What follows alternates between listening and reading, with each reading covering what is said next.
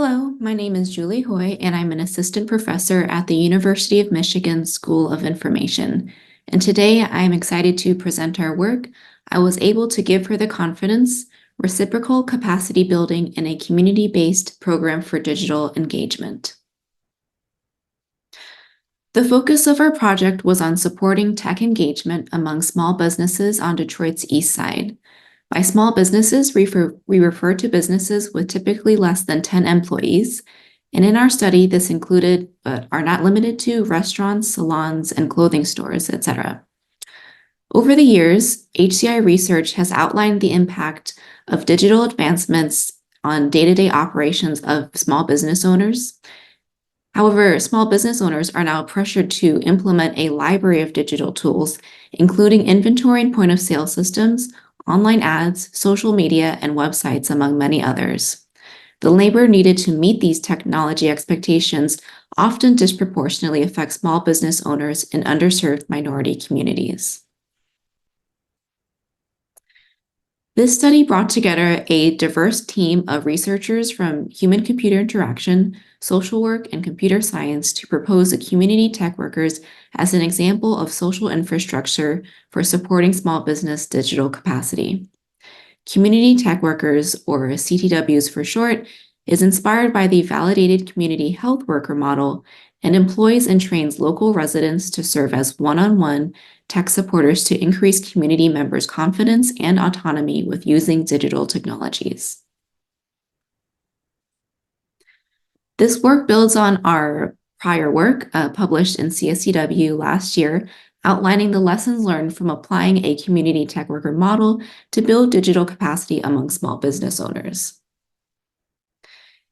In this prior work, we outlined lessons for how to build culturally conscious ecosystems of tech support, such as aligning support to business owners' goals and motivations, leveraging and growing local knowledge by hiring and training local residents, and educating external providers in cultural awareness and empathy. From this work, we sought to better understand how digital capacity building models, like the community tech workers, could be developed more sustainably. Thus, in this study, we asked, how might we build a program that fosters more equitable and sustainable relationships between community tech workers and business owners? To answer this question, we decided to take an assets-based approach, which is considered a more ethical and sustainable approach to development that acknowledges and builds on community members' strengths and capacities. Assets-based approaches do not necessarily mean ignoring a community's needs, but rather starting the project out with an eye towards the community's strengths. This project took place in Detroit's East Jefferson corridor, which is home to over 500 microenterprises, which are predominantly Black-owned. There is a strong sense of shared identity, and entrepreneurship is seen as a way to have independence and build up the community.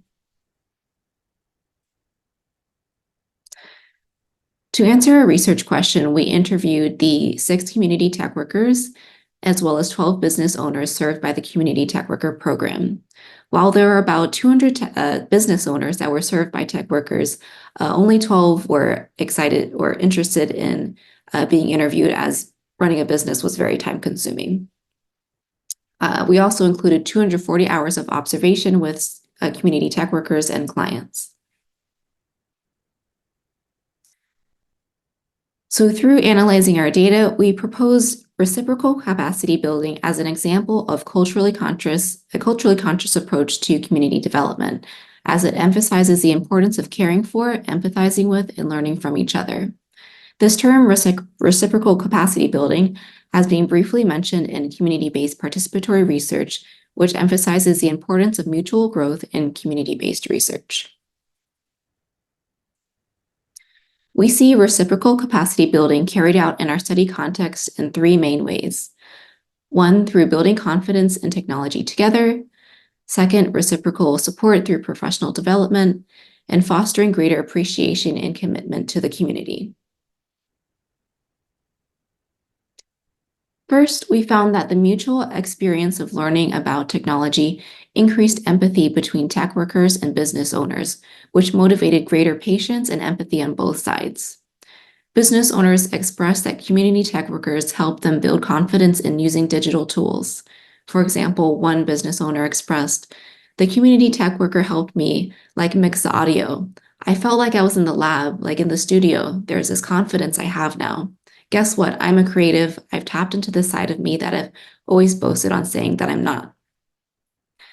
Even though tech workers were relatively comfortable using general digital tools, they still spend significant time learning digital skills relevant to small businesses, such as scheduling online posts, using search engine optimization, and setting up point-of-sale systems. In many ways, both tech workers and business owners were relatively new users to these systems. So even though tech workers were relatively comfortable, they expressed sentiments like, "Every single business owner I worked with is going to require learning something new and reaching out to people who can help me. I know that I don't need to know everything. I just need to know how to find out all this information."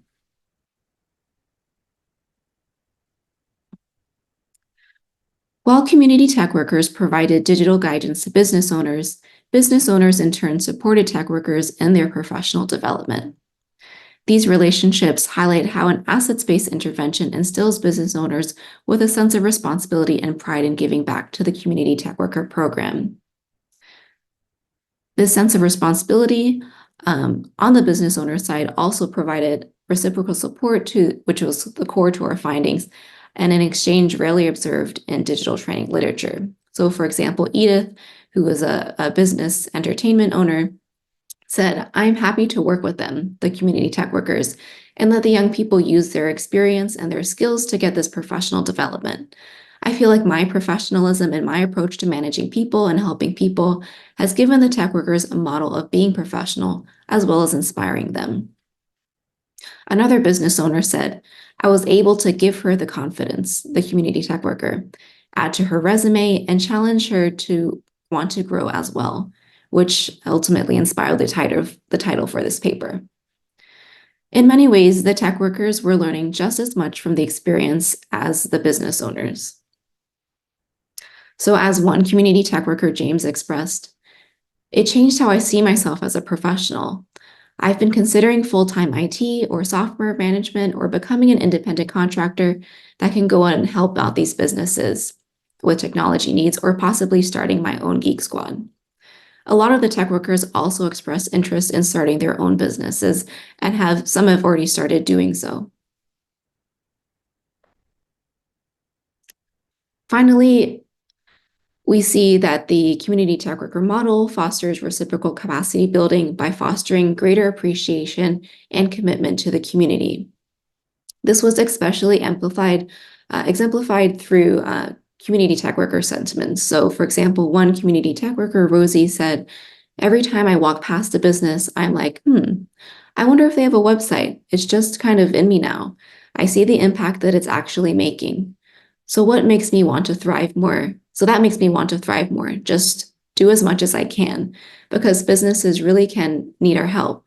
And if we don't, then who's going to help them? Who's going to help our community rise?" And so Rosie is a local resident of the community and sees her role as a community tech worker as giving back to her local neighborhood.